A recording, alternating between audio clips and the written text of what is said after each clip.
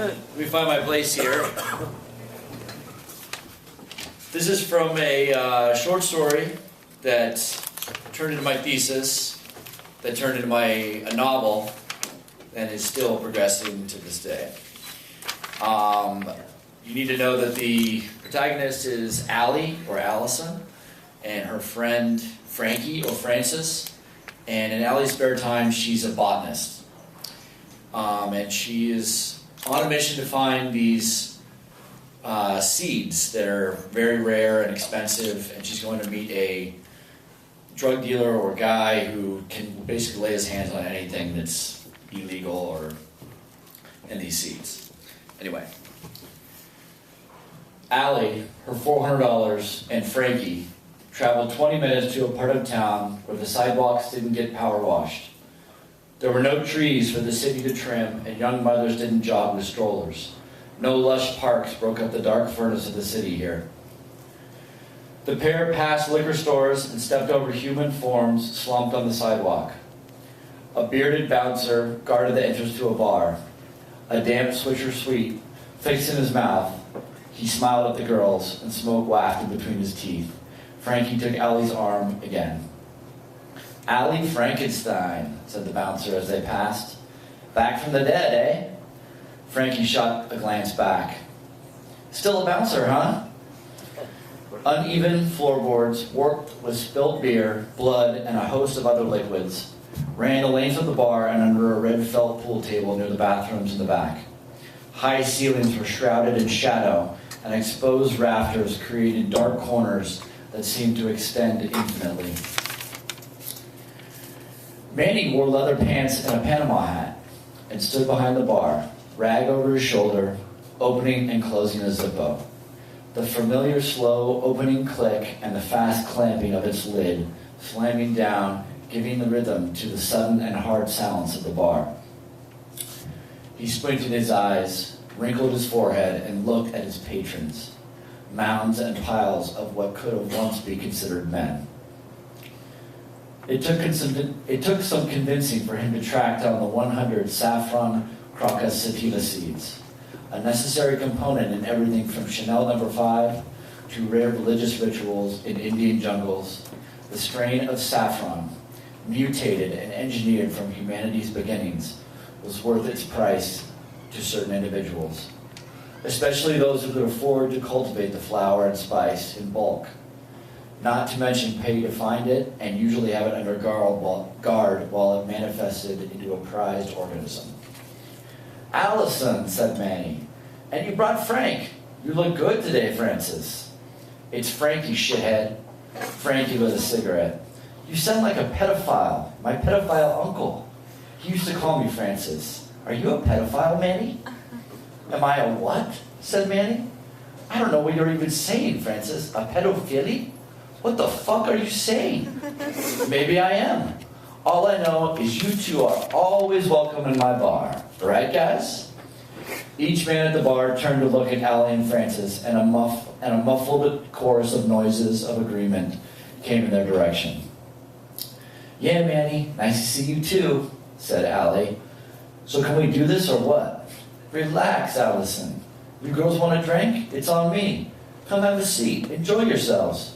"Jesus Christ, I told you, it's not Allison, it's Allie."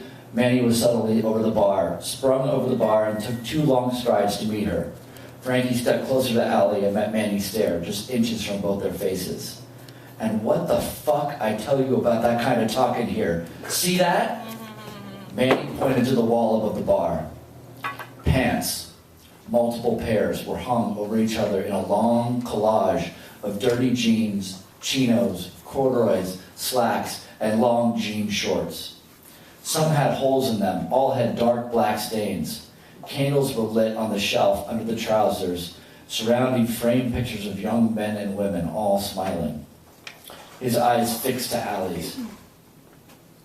"We do not fucking disrespect the Lord or those who rest in peace here. Not in this place." Allie looked at the shrine and softly said, "Okay." "What the fuck, Manny?" said Allie. "Calm down. She didn't mean it." Manny turned to gaze at Frankie. And who keeps the pants of their dead friends who died over their bar? I mean, that is the weirdest fucking thing I have ever heard of in my life. No one asked you, Francis, said Manny. But since you did, pants are what men wear. Men are tough, like me, eh? So these pants are all for these people, friends of mine. They died like men. Fucking get it? Frankie rolled her eyes and took a drag at her cigarette. Okay then, said Manny as he clamped a smile onto his face. And the humps at the bar laughed thick and low. I'm just fooling around, Allison. Don't you like to fool around? Relax. I am relaxed, said Allie. Look, can I just have what I came for? You have the money? Asked Manny. Allie pulled the bills from her jacket and handed the wad to Manny. Right here. Manny pulled a folded envelope from his back pocket. Allie took it and carefully ripped it open. She peered inside. What the fuck is this? Allie said, pulling a small piece of folded paper from the envelope. Looks like an address to me. Frankie looked at the piece of paper over Allie's shoulder. Give me back my fucking money, Annie. Oh shit, said Frankie. Seriously, you can't just give her a piece of paper for $400. I'm gonna tell everyone not to buy it from you anymore if you pull this shit, Frankie. Manny. Hey, like I said, you need to relax, both of you. This guy's got your shit. It's some flower shop on Atlantic Boulevard. I ain't gonna fuck you, girl, unless... Manny's voice trailed off into a smile. Barf, said Frankie. A florist? You gotta be joking. The guy said he wanted to meet you. Wouldn't give me your shit. Said to send you his way. So I did. Listen, I swear, he's got what you need. Waste of fucking money if you ask me. Allie held the piece of paper up. 1900 Atlantic Boulevard. She folded it up and stuck it into her jacket where the money once was. The paper felt small in her pocket. I swear to God, Manny, I saved that money for a long time. I know you don't care, but please. I like you, Allie. You're nice. You got a pretty face. Ain't you got a pretty face? Manny turned to address the humps at the bar. They all looked up and grunted.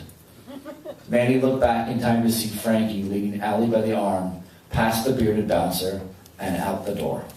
Thank you. Yeah.